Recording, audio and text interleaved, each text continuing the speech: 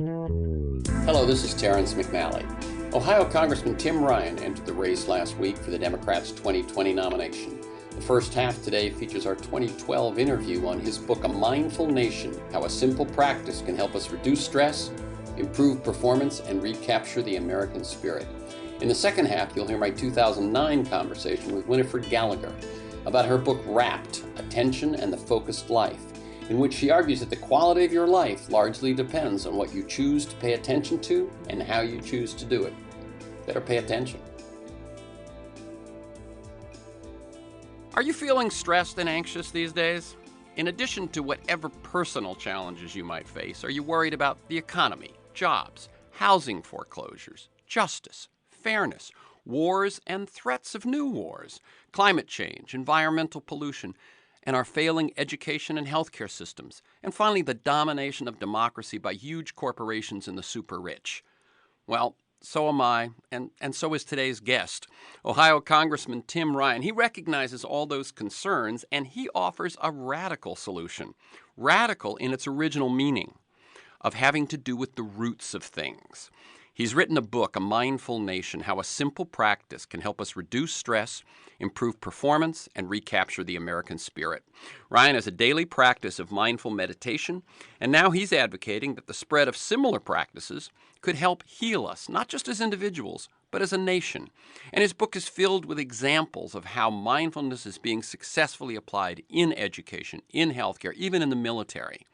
Imagine a mindful congressman who imagines a mindful nation. On Freeform, we explore the lives, work, and ideas of individuals that I suspect have pieces of the puzzle of a world that just might work.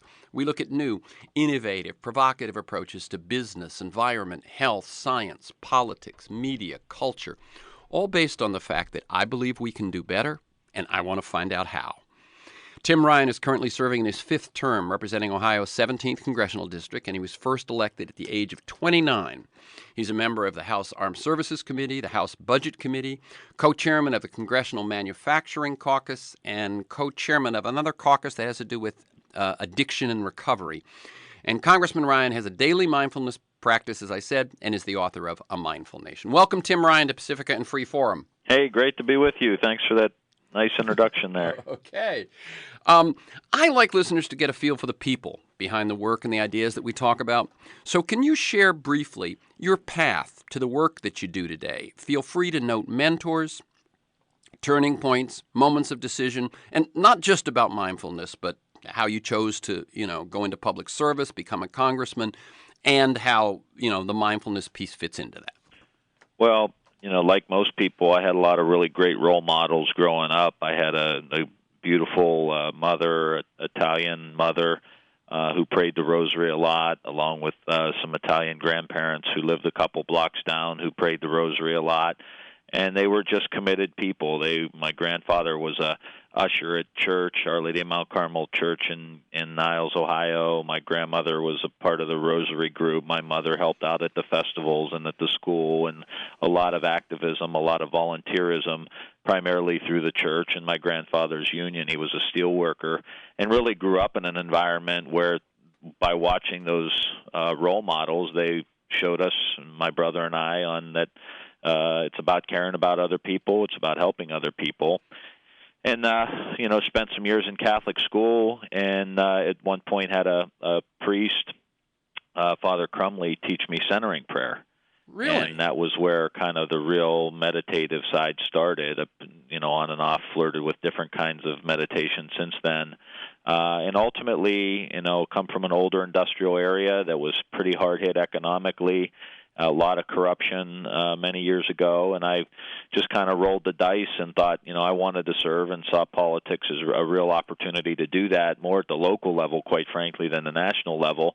And then that evolved into, in kind of a parallel track with my interest in meditation and different world religions and learning more and understanding more about that until in 2008, I was a Democrat and had spent most of my career working to get the Democrats back in charge of Congress and working very closely with Nancy Pelosi. And eventually in 2006, we took the House back But it was very busy time, very active, a lot of traveling, a lot of fundraising, kind of the necessities of politics. Was involved in the 2008 election between Hillary and the president, and then in about that summer, I realized I was 35 years old and well on my way to being burnt out by the time I was 40. You know, the technology, the information, the travel, the fundraising, and found a 5-day silent retreat led by John Kabat-Zinn 2 days after the November election, and checked my 2 BlackBerries at the door after the election, and didn't talk to anyone, didn't write, didn't read, didn't do anything but what John Kabat-Zinn told me to do. And most of that was spend time in silence. And in the middle of that retreat, I had about a 36-hour period of complete silence, as well as the other participants in the retreat, and really just had a profound experience of being in the present moment. And it reminded me a lot of playing sports back in the day as a kid, and when you'd be in the zone. And thought, this needs to be in schools, this needs to be in our healthcare system, someone needs to teach this to every kid in America, and went on a journey. Met John after the retreat, and he sent me on a journey to meet the scientists, the educators, the healthcare practitioners who are implementing mindfulness. And ever since then, I've had a daily mindfulness practice, and found my passion in life is to figure out how to get mindfulness implemented into the world around us. So one thing I hear is that you're still having to do all the things you were doing. Yeah, you're still a congressman. Go away. Right. You're still a congressman. We've still got other problems. You still have to run for re-election. You still have to raise money. And you not only find time for the mindfulness practice, but you wrote a book, and now you have another cause on this one. So, in fact, you're busier than you were before. Yeah, in some ways I really am. But as I said, I feel like I really have a new energy to my work because, like most of us who have a meditation practice, you think like your meditation practice is one area of your life, and then your work and your family and everything else is another area of your life, and never the two shall meet. And really what you do learn over time of practicing and reading and trying to really understand what this is about is that it's about bringing this to your life. It's about, being mindful as you are acting in your life, as you are participating in the opera, as you're participating in the game, to be mindful.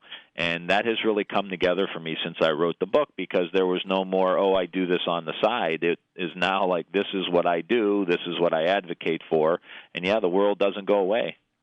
Okay, how did the book happen?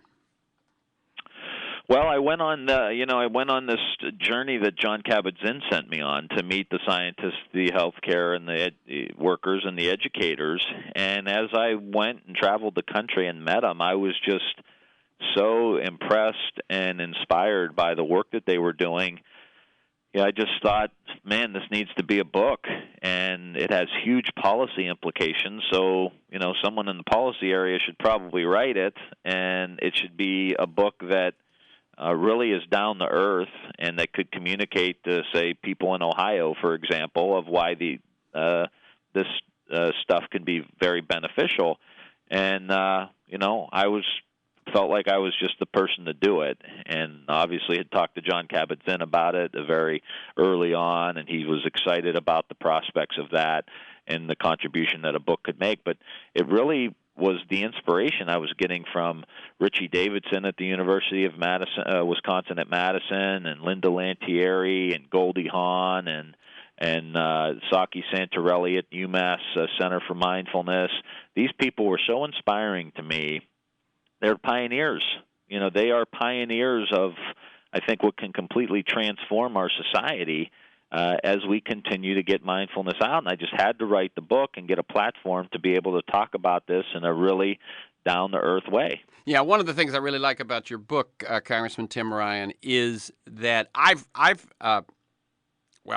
have a mindfulness practice, and I've had John. Actually, we'll talk about this when we get to schools, but I had John and Mila on when they did Everyday Blessings, the mindful parenting book, which was just a real treat, and have had him on since. Sharon Salzberg, Jack Kornfield, Richie Davidson, all these folks. And all the all-stars. Yeah, yeah.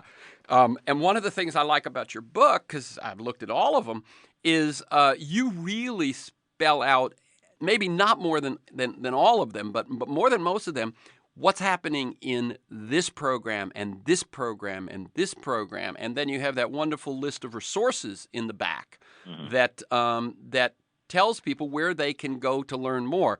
And that's what I think is a wonderful, I mean, it's a fairly short book. What is it? 220, something like that? Yeah, something right around there. Yeah. I mean, so this is not a big tome to pick up, but in addition to your own personal experience, in addition to your advocacy in it, you also take us to people who are working with schools, people that are working with hospitals, people that are working with the military, et cetera, and one by one, and as well as the scientific experiments. So I really praise you for that. Let me ask you about this. What has been the reception among, first, your colleagues in Congress and then your constituents? Well, it's really interesting. I must say, we had two of my colleagues, Congressman Joe Crowley from New York and Congressman John Larson, had a book party for me last night, and we had many members of Congress come in and out with a real genuine interest of what this was about, asking me questions. And since the book has come out, there's been articles in Politico, for example, a D.C. kind of Capitol Hill newspaper. We did a talk here in Washington. Book Notes, or Book TV, did something on C-SPAN. And I've been amazed at the people who have come up to me and said, now tell me more about this. Tell me what this is like. Members of Congress. I had a gentleman, conservative Republican, today come up to me, and he's like, dude, I started doing what you were saying, no man. Kidding. And he's like, I'm so stressed out. I can't take it anymore. And he says, I started meditating. And this is based on me just talking to him briefly and him reading some of the local, like, Capitol Hill newspaper articles about the book. And I think everyone's open, and members of Congress are as stressed out, if not more stressed out, than other Americans, just the travel, the family, the stress, the fundraising, the craziness. So there's a real openness here to it. And then I would also say my constituents, same there. I mean, I was in a bowling alley a couple weeks ago at a family birthday party, and there was a gentleman there, blue jeans and a NASCAR hat on, in Warren, Ohio, and started asking me about the book and how interesting he was in the topic of the book. And it's crossing all of these different demographic, geographic, political lines because we're all in the same spot. Yeah. And I think one of the things also is that you yourself are an unlikely, if you will, an unlikely person to write this book. And so Yeah. I think the unlikely interested other person looks and says, well, if that unlikely person it's made that much difference and he's that convinced, maybe it's something for me too. Yeah, exactly. I mean, it's just who I am. I'm a 6'4", 220-pound former quarterback from Ohio. Yeah. It's Catholic, and a Rust Belt Democratic politician who, grew up in an Italian community at the Italian festival, and my I'll just check every box. Yeah. Of like what's a normal Ohio kid grow up like. That was me, and here I am, and that's why people were like, really, you do that? And my colleagues were stunned that I not only wrote a book, but that I wrote a book about meditation. And it's been great because you can see the guard come down. That's wonderful. They look at me and they say, wow, if you do this, it must be something to it. Yeah. No, I mean, when I first someone offered me the book, I went, a congressman has written a book on mindfulness? How can I turn that down? Let me tell people, I'm Terrence McNally. I'm speaking with Congressman Tim Ryan of Ohio about his new book, A Mindful Nation, How a Simple Practice Can Help Us Reduce Stress, Improve Performance, and Recapture the American Spirit. And you can learn more at amindfulnation.org. Okay, one thing I was curious about, do you think that the link of meditation to Eastern spiritual practices is an obstacle for some people? Or do you think that's changed over time? The reason I say that is when I first got in touch with meditation, it was Maharishi Mahesh Yogi. It was transcendental meditation. It was definitely had an Eastern influence. I didn't take it up until I read Herbert Benson's book, The Relaxation Response. So I waited till it was, dressed in Western clothes and before I took it up. And I wonder if you think that has already happened, that people now don't see it so much as an Eastern spiritual practice. Well, there's obviously still going to be some out there, the Pat Robertsons of the world who are, telling people to break Buddha statues, that have a level of intolerance. And that yoga's bad because of that. Yeah. Right. And I think we've come such a long way because, one, I think out of necessity, I think people are really recognizing that, one, this is very helpful, but two, this is about breathing. I mean, we're not talking about anything other than breathing in and out, and maybe try to pay attention to it a little bit as you're going along and take a little break to stop and really be in the present moment. And I do. You hear words like Zen and karma being used in the, as common parlance today, of just people around. They are using it in ways that they never have before. So I think it's really starting to infuse our society in a way to where all of that mystical kind of approach to it is not being seen as necessary. And we talk about that in the book. And actually, I like to talk about in the book that, hey, you know what? You can practice mindfulness and still keep your religion. Well, that's what I was going to say. You're still a practicing Catholic, and for you, the two fit together fine. Yeah. Well, when you're at the Mass, you're actually at the Mass. That's my favorite part about being a Catholic is going to the Mass. Not that I go as much as my mom would like me to go, but when I do go, I just really enjoy the ritual. And after practicing mindfulness, you can enjoy it in a deeper way. I talk a lot about one of the great Simpson episodes where Homer Simpson is in the packed church, and he's got his headphones on listening to the football game. And in the middle of a quiet period in church, he jumps up and screams because his team's running for a touchdown. And no one else is doing anything, and they all turn around, look at him, and catch him. And so I ask, are you at church or are you listening to the football game? And with mindfulness, if you're at church, you'll be at church. If you're praying the rosary, you'll be praying the rosary. If you're at the ritual, you'll be in present for the ritual. There's no reason why it has to not be that way and why you can't bring mindfulness to that particular religion. Very good. And now what you're saying there is what it does is it doesn't take you somewhere else. It takes you where you are. Right. And it brings you home where you are. One of the things I really remember when I first read and interviewed John and Mila Kabat-Zinn's book, and by the way, for listeners, if that Zinn sounds familiar, Mila is Howard Zinn's daughter, that it's about seeing your children. It's about hearing your children. It's about being present with your children. Now, you tend to take that and say this could have an effect not just within our families, but in our whole nation. How is it you see that happening? Well, it's a blossoming. It's not a magic wand. And you take everyone in the book, you take the scientists, the educators, you take the healthcare practitioners, the doctors, the nurses, the healthcare workers. You take people in the military that are doing it now, in the Marines, for example, in the Army. You take some of the veterans organizations and different groups that are starting to do it with vets. You really begin to see how this all ties the room together. You begin to use this for teachers with professional development and also in our colleges of education. And you incorporate these programs into our schools. So kids are beginning to learn mindfulness and social and emotional learning in our schools. We start to train our doctors and our nurses through the schools and the professional developments and the CLEs and the different things that they have to get recertified. You begin teaching them mindfulness so that doctors are not immediately prescribing medication. They're first saying, okay, now what's going on with you, mate? Why don't you try practicing mindfulness? Here, I'll teach you how. Do it for 15 minutes a day in the morning for 2 weeks. and then come back. And if you still have high blood pressure, then we'll talk about medication, but it won't be the first thing we do. Then you talk about, so now the doctor's teaching the patients who may have a kid that's in the school with the kid learning it at the school, and then it's incorporated in the after-school programs and the summer school programs and the summer camps like they're doing out here in Bethesda, where Tara Brock's doing a program. We've heard of Upward Bound. She has a program called Inward Bound, and it's basically a mindfulness camp for kids in the summer.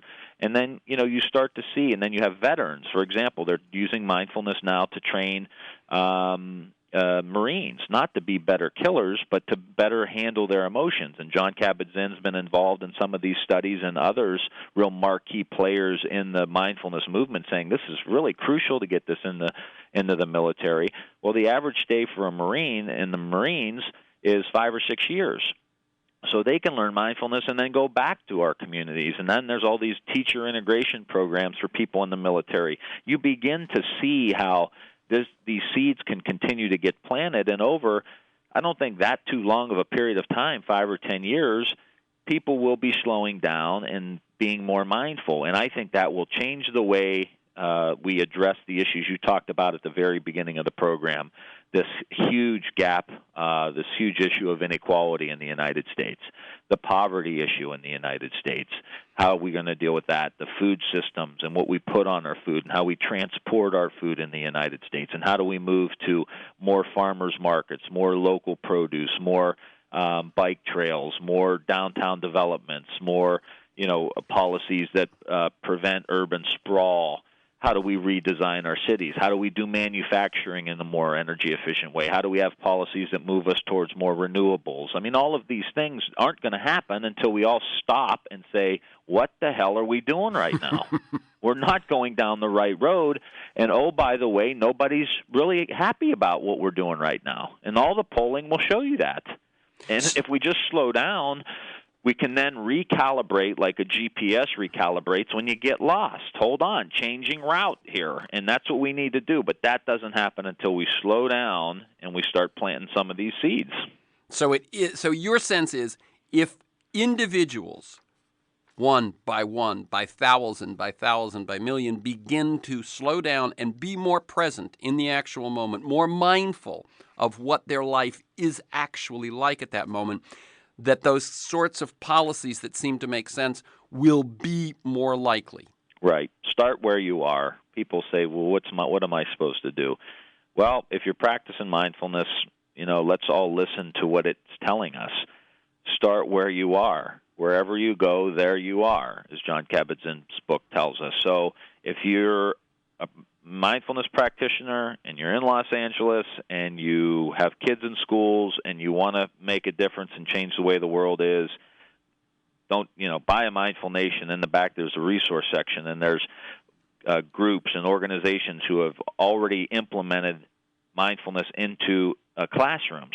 So figure out who those organizations are, learn about what they did, and then start running local mindfulness practitioners for the school board. Contact your state representative and ask, are the state policies helping implement things like mindfulness and social and emotional learning in the schools? And that's just one example. What if you have a family support group for veterans or soldiers that are, over in the Middle East right now or in Afghanistan right now?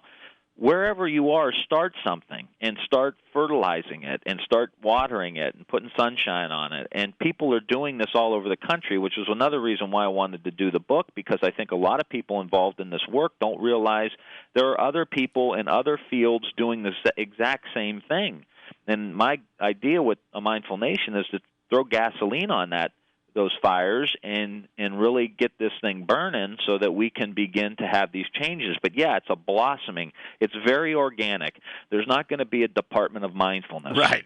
There's not going to be a Secretary of Mindfulness. And I tease John Kabat-Zinn. If there was, he would be it, but there's never going to be one, as far as we know. So let's start with the institutions that are already out there and infuse these institutions and the current programming with mindfulness.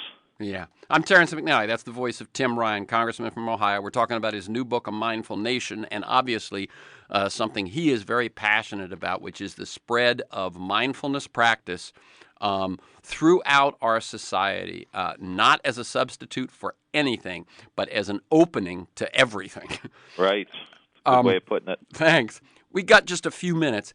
If you could, a couple of the research findings that sort of are where you've talked about how that trip that you took, kind of traveling around the country, meeting all the scientists doing the work, that just sounds like such a wonderful experience. But a couple of the things that might make someone who's kind of either skeptical or thinking that this isn't as solid as it might be. Well, again, there's science coming online all the time about how the brain changes and the different influences that mindfulness can have, where they strap a fMRI on monks' heads and different people's and can see these changes. The one study that I find very significant, there'll be more coming out, especially with the Marines and the military, hopefully in the next few months. But the one that was really stunning to me was the study John Kabat-Zinn and Richie Davidson did on psoriasis patients. And they had a control group that went in and got light box treatment, which is one of the treatments they give for psoriasis. And the one group went in, got their treatment, came back out. The other group went in and practiced mindfulness while they were in the light box. That group that practiced mindfulness while they were in the light box needed 4 times less the treatments than the control group. Now, as a public policy maker, I'm sitting here thinking, okay, how much is it for Medicare or Medicaid or the health insurance industry for one trip into the light box? Now times that by 4 and multiply that by the number of people who have psoriasis. You're starting to see real savings.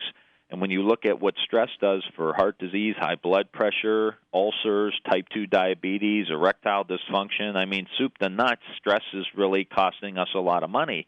So what we really need is a comprehensive longitudinal study, 10-year longitudinal study that can really begin to account for how much savings could be. And another thing is how the stress that a lot of us are under inflames our bodies. Right. Inflammation, which they find is at the root of many chronic illnesses, that there is a linkage between stress, cortisol, and inflammation. Right. And it's heart disease, high blood pressure, some of these different problems you have with your organs because of the inflammation, and they're starting to find mindfulness as a cooling agent, basically, for the inflammation. You're too hot. I mean, you think about it; it makes complete sense. We say where I come from, where there's a lot of Italian people, they're telling a story about someone who got them really upset, and they said, "I got hot." Yeah. Well, you did. Yeah. You got hot, you got inflamed, you got stressed out, and that can happen when you have this. And this is why that's why I'm a congressman and wrote this book, because that has policy implications. The level of inequality has health implications on our families.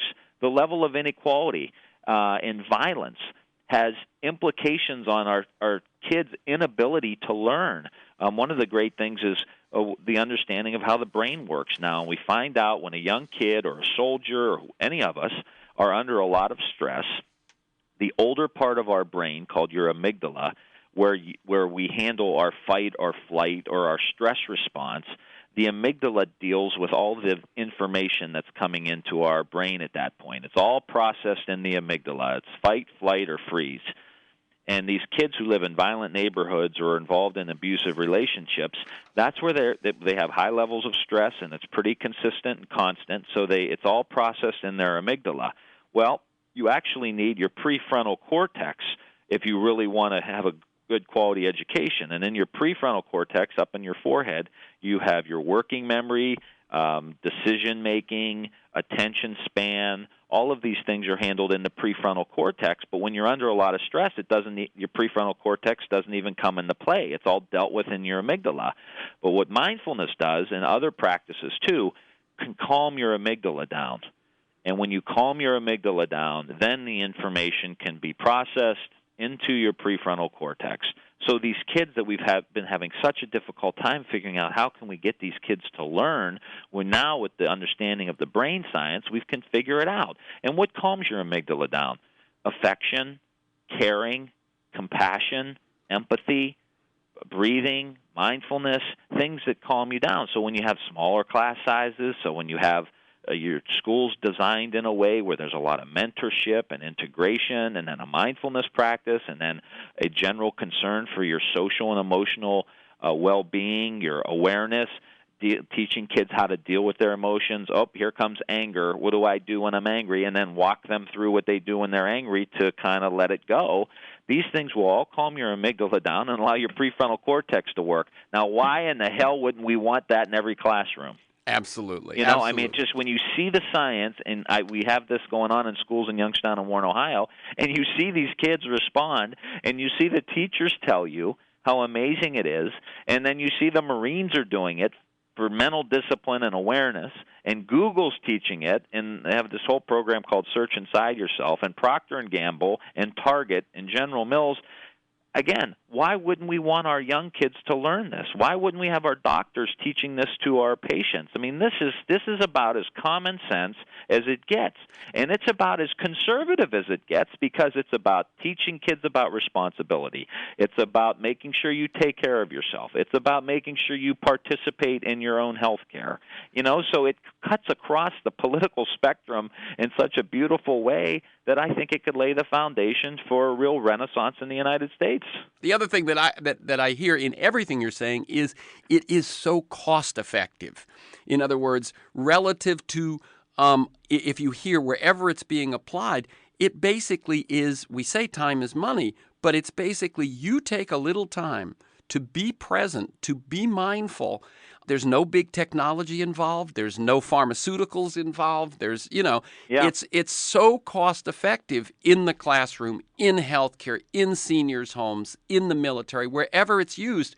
It is so cost effective that at a time when we feel like we're stretched, not just psychologically and emotionally, but we're stretched economically, this is an intervention that makes sense. Again, the book is A Mindful Nation, How a Simple Practice Can Help Us Reduce Stress, Improve Performance, and Recapture the American Spirit. You can learn more at amindfulnation.org. Congressman Tim Ryan, thank you so much, and keep up the good work. Great. Take care. This is Terrence McNally. In the second half, you'll hear my 2009 conversation with WINIFRED GALLAGHER about her book, RAPT, Attention and the Focused Life, in which she says our lives basically consist of what we choose to pay attention to. Today's show is about the brain and the mind, how we think and decide, and the role of attention and emotion. My big question, how can we use what we're learning about those things to live a better life and make a better society? If you're driving as you listen to this show, you're multitasking. If you're not driving, you're probably still multitasking. It's how most people use radio most of the time. So? Well, in her new book, RAPT, Attention and the Focused Life, today's guest, WINIFRED GALLAGHER, argues that the quality of your life largely depends on what you choose to pay attention to, and that, quote, this is a quote from WINIFRED GALLAGHER, multitasking is a myth. You cannot do two things at once. The mechanism of attention is selection. It's either this or it's that. So we'll explore questions like that, as well as can we train our focus, and what's different about the way creative people pay attention, and why do we often zero in on the wrong factors when making big decisions. And we'll look at how what she's learned about attention and focus can help us in our daily lives. Oh, and I'll give you this right at the top, a big tip from WINIFRED GALLAGHER. This is based on neuroscience. She recommends starting your workday by concentrating on your most important task for 90 minutes. At that point, your brain may need a break. But don't let yourself get distracted by anything else during that first hour and a half, because it can take the brain 20 minutes to reboot after an interruption. On Freeform, we explore the lives, the work, the ideas of individuals that I suspect have pieces of the puzzle of a world that just might work. We look at new, innovative, and provocative approaches to business, environment, health, science, politics, media, all based on the fact that I believe we can do better, and I want to find out how. WINIFRED GALLAGHER's books include Just the Way You Are, How Heredity and Experience Create the Individual, The power of place, how our surroundings shape our thoughts, emotions, and actions. House thinking, working on God. And perhaps to prove that not all her writing is quite that serious, it's in the bag, What Purses Reveal and Conceal. Welcome, WINIFRED GALLAGHER, to KPFK and Freeform. I'm very happy to be with you. But, as I'm reading through your list, and I go, God, place, this, and then purses. Okay. Well, that was my one girly book, and I enjoyed it enormously. I like listeners to get a feel for the people behind the work and the ideas that we talk about. Now, I just read that list of your books. You've written about place, home, God, purses, and so on. How did you become a writer, and how do you choose your topics? I think I'm one of the luckiest people in the world in that I get to think of a question that really absorbs me, and then I get to call up some of the smartest people in the world on that subject and ask them what they think about it. It's always just knocked me out that you can actually get paid to do something so cool. And certainly attention is one of those subjects. Since I've been a little kid, I've been interested in attention and aware that it was a very, very powerful tool that we often don't use, as you say, to make kind of the best possible life you can have. I think attention is a very important way to do exactly that, as a matter of fact. So in terms of writing about it, though, it took a kind of a what psychologists mildly call a negative event. 5 years ago, I came down with a very nasty and aggressive case of breast cancer. And that experience made me see how important it is, especially when you're facing a so-called negative event, to choose very carefully where you're putting your focus. Mm-hmm. And so, talk a little bit. You do talk about it in the book as well. Talk about a bit about that decision and how well it did. Yeah. Rather astonishingly quickly after I got the bad biopsy from hell news, I was walking to the subway on the way home and thinking how I was going to have to break this news to my family. I have 5 kids and a husband. And I saw with a kind of an unusual clarity that this negative event, this bad news, this illness, wanted to monopolize all of my attention and very easily could if I let it. And that one way I was going to cope with the very real situation was to do some research, get the best medical team I possibly could find to sort of take care of my body, and then spend the rest of my time moving forward with my life. And as I say, I had this intuition almost immediately upon getting the diagnosis. And 7 months later, after 4 chemos, 15 hours of surgery, 4 more chemos, and 6 weeks of daily radiation, I was really amazed at how well it had worked. I was able to, most days, work on the book that I had contracted to deliver on time, take care of my kids. The youngest were twins who had just that very week started high school, do my Christmas shopping, have friends over for dinner, keep up my 20-year yoga practice, and just generally, whenever possible, attend to my life. And I think that I can't say whether this had anything to do with my prognosis. I mean, here I am 5.5 years later. But I can certainly say that it was a very productive and meaningful time in my life, and I attribute it to that choice of just gently switching my focus whenever I felt it drifting off back onto moving forward with life. How are you doing now? Very well, thank you. Good. It was striking when I read that in the book that's what led you to it. That very often there's a crucible of experience through which we learn and change. Yeah, well, we evolved. It's not an accident. We evolved to pay more attention to negative events, to worrisome thoughts and feelings, than to positive ones, for the very good reason that the discomfort and distress that they cause is meant to prompt us to do something about the underlying situation. So if you're worried about your sick child, your anxiety causes you to call the doctor. If you have a fight with your friend, the upset you feel causes you to make amends. If you witness injustice, the anger you feel causes you to protest the injustice. So in these cases, paying attention to a negative emotion is fulfilling the right purpose, the problem-solving purpose. Unfortunately, however, we spend a lot of time stuck attending to negative thoughts and emotions that have no positive focus. She always gets the breaks, or I'll never lose those 10 pounds no matter what I do. You know, these kinds of thoughts, very easy to spend a lot of time focused on them.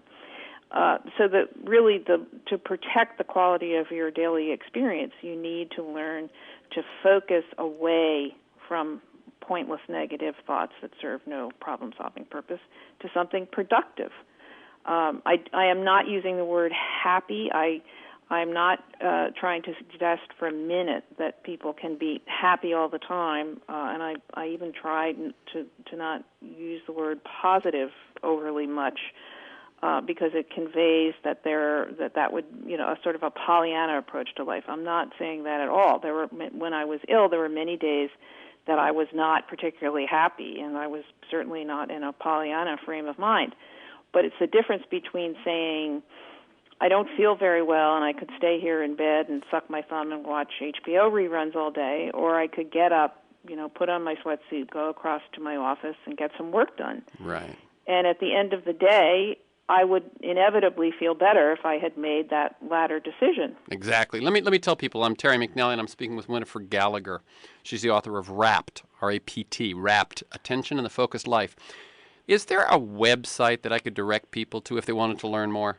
I'm afraid that I seem to be one of the few writers in America that doesn't have a website. That's right. Okay. And let me just say, you know, this notion of, in some sense, sort of vestigial instincts that we have. In other words, what you're saying is that there is survival value in the tendency to focus on the negative, to notice the negative. And I've looked at other things, like, in other words, how are we going to deal, and I know this ends up being a topic within your book, how are we going to deal with things like climate change, the end of peak oil, things like that, when we've evolved to react to immediate stimuli, you know, a crash of thunder, or the roar of a lion, and not far off conceptual abstract things. So we have this instinct that served us in a world where everything was tangible and about survival, and now we live in what is, to a great extent, a symbolic world of thoughts and impressions and all. And it seems as a great deal of how our individual lives and how our society is going to do is how we deal with that conflict in a way. Well, I think the human mind is a wonderful thing, and as you can see, just within the last 3 to 5 years, the level of consciousness about some of those issues has raised a great deal.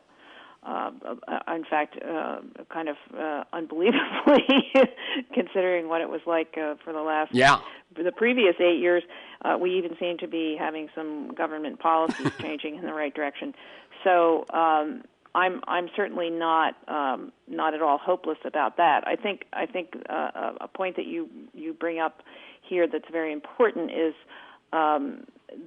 can be a confusion about trying to keep your frame of mind productive and generative. Does that mean that you can't? What about problems like, you know, torture at Guantanamo or the state of our supermax prisons or other very difficult and painful subjects? Am I suggesting that you focus away from them? No, indeed. The issue here is to the skillful use of your attention, so that even when very bad things are going on in your life, very negative things like an illness or losing your job or having your house foreclosed, you can also you of course you need to pay attention to those things in a constructive way, but there also can be very beautiful and meaningful things going on in your life at the very same time.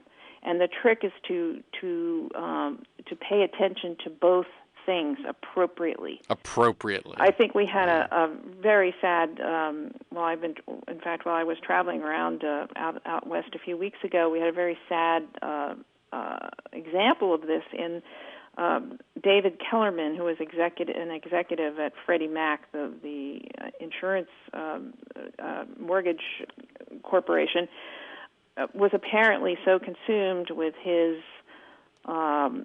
feelings of remorse about how badly that enterprise was doing and how many people were losing their homes.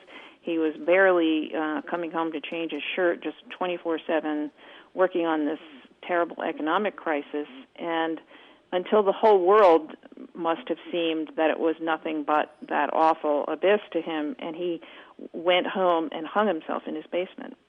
And I think, there are a lot of people going through very difficult times in the country right now, but, he somehow, I don't mean to in any way judge his action. We can never know what was going through his mind, but he had a wife, a beautiful little daughter. He was a young, healthy man, a lovely home.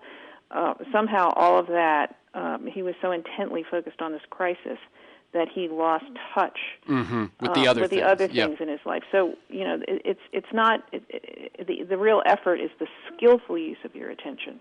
And as you said, not to ignore what might be termed negative, but to focus, as you say, you say repeatedly, appropriately, to those ways that can make you productive, that can help you find your way out of a forest if you're trapped in it, rather than keep going in circles. That's right. I think this is one of those books, by the way, that has some big ideas and a lot of really tasty nuggets, of little things that, and I realize as I was reading it, I could go, well, we could talk about that, we could talk about that, and we're not going to have time. So we're going to talk about some of the big ones, and then if I have time at the end to shoot you some of the little quirky questions that occurred to me as I was reading it. But First of all, how do you define attention?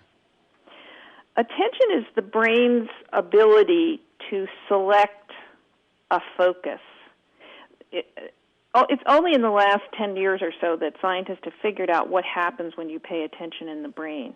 When you focus on something, your brain kind of photographs, enhances that sight or sound or thought or feeling, which actually then becomes part of your reality, part of your kind of mental album of the world, if you will, which means that it can affect how you feel.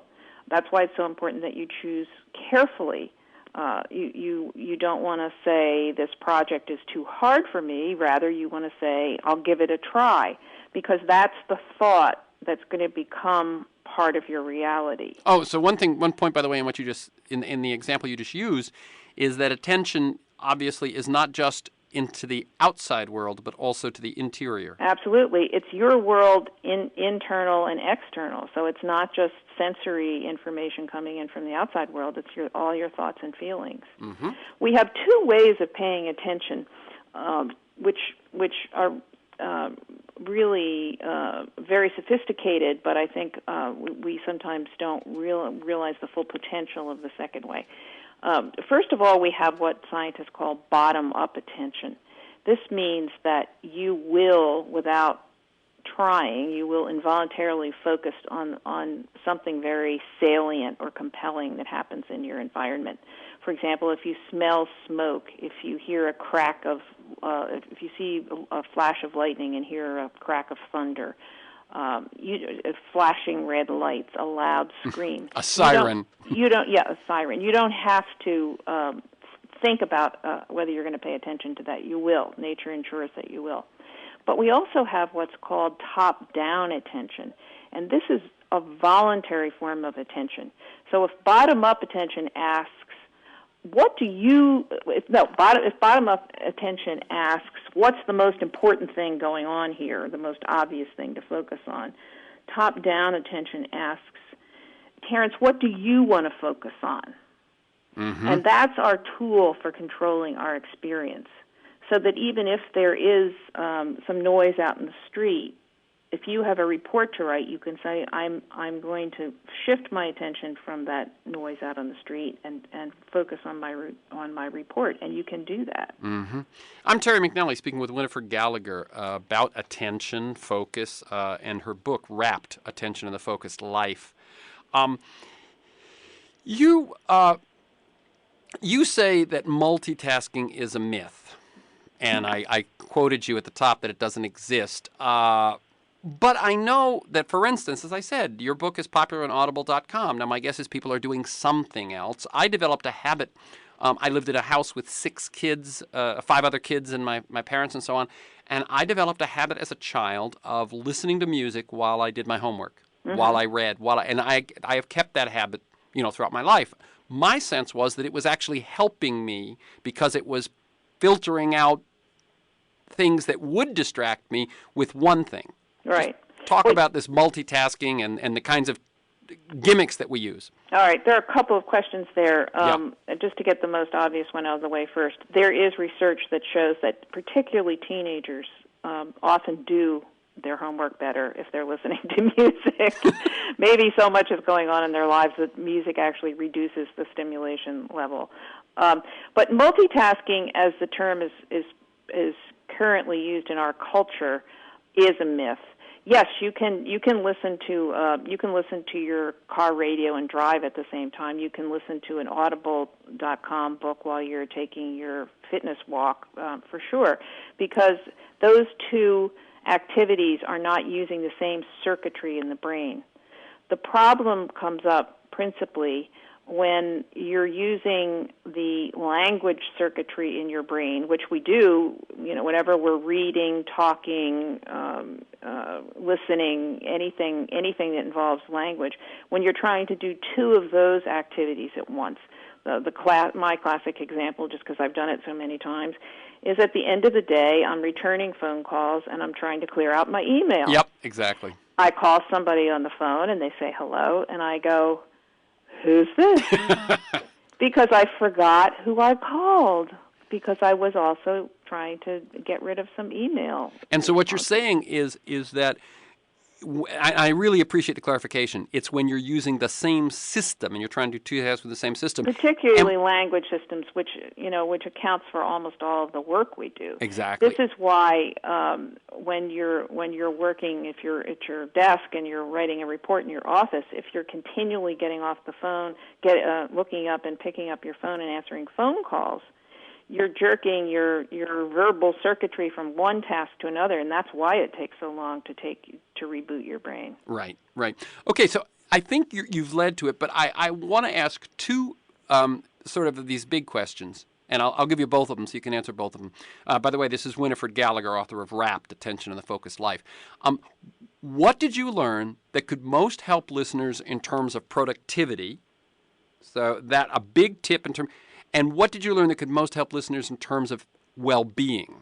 I would say it's probably the same tip. I think if tip almost undermines its importance, in my humble opinion, it's very important for you to choose where you're going to place your attention. When you're conscious, whenever you're awake, you are attending to something all the time. And if you don't choose what you're focused on, something or someone will choose it for you.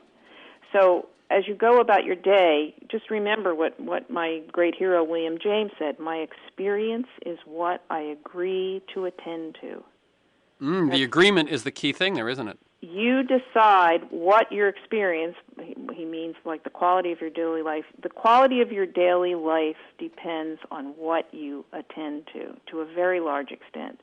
So if you're just going about your day waiting for life to lob some stimuli at you, then your life is a reaction, not a creation. It's something that you do in response to stuff that happens to you, rather than something that you're crafting with your decisions. And if I could, urge people to just try one thing, it would be when you get up in the morning, try to prioritize where you want to put this special I think of attention now as mental money. Mm-hmm. We have a finite amount of attention to last us our whole lives. Where are you going to invest that mental money? You should be as careful with it as you are with your greenbacks. Yeah, and time is money, and time is attention. And time and attention are so closely. They're the same. Yeah. And you know, as several researchers have pointed out to me, what is the first thing that very, very, very wealthy people do when they acquire money? They start flying on jets, and they start taking charge of their time. They don't spend time waiting in line. They delegate. Yeah. Yeah. It's the ultimate luxury, and I think all of us actually have much more opportunity to direct our attention and take charge of our time. It's the single simplest and most powerful thing you can do to improve the quality of your life. So okay, so you're saying time focused on things that are productive and generative. Yeah. Let me ask again, just because I want to get really specific on that one. You say that thing that I read in the intro, the first 90 minutes, uninterrupted, focused on your most important project or whatever. In your experience or what you've learned, this is going to sound crazy, but I'm trying to make it really practical. You can do breakfast, meditate, exercise first, look at the newspaper, and then sit down and spend your 90 minutes? I mean, is there something about the brain having to be fresh? It's not. I don't think it's so essential that you spend your first 90 minutes of the day focusing. What I would say is that when you have something important to do that really requires your concentration, whether you're writing a book or writing a report or helping your kids with their homework, when you have something important to do, focus on that activity ideally for about 90 minutes and shield yourself from distractions. Turn your machines on auto pickup. I've disabled the little "you have mail" voice on my computer. I don't want my I never turned it on. telling me when I'm going to read my email. I'll decide when I'm going to read my email. I often think I have a lawnmower. I don't let my lawnmower tell me when to cut the grass. So why should I let my BlackBerry tell me when I have to stop doing what I'm doing? WINIFRED, do something else? What's so sort of confounding about that is that one of the great things about email is that it does allow you to respond on your own time. I mean, when we used to deal with phones, it was like we had to get them while they were there. Now we can email what we want. We can read when we want. We can respond when we want. And yet, I think you're right. We become addicted to it even so.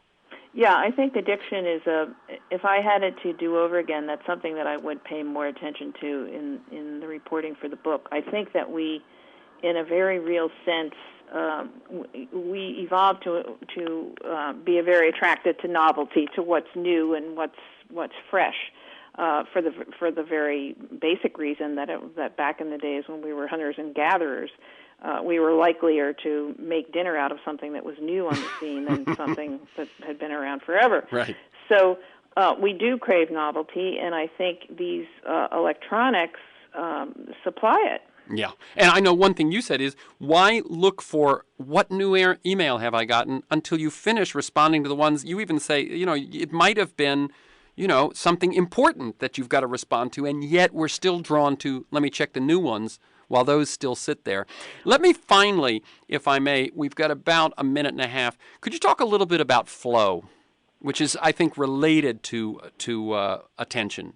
Sure. Attention is not just a great tool to make you more productive. It's a great way to improve the quality of your life and make it more enjoyable.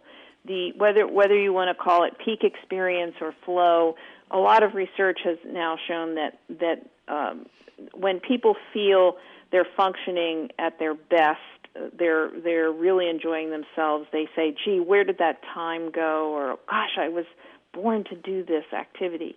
That what they're involved in, they are totally focused on an activity that is both challenging and enjoyable.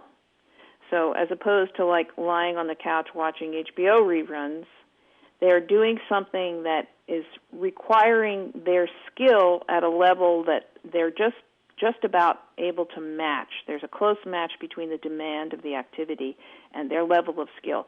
So this is why people so much enjoy playing playing tennis with a perfectly matched partner, or playing chess, or working on a difficult piano piece that's really sort of pressing the limits of your ability to play.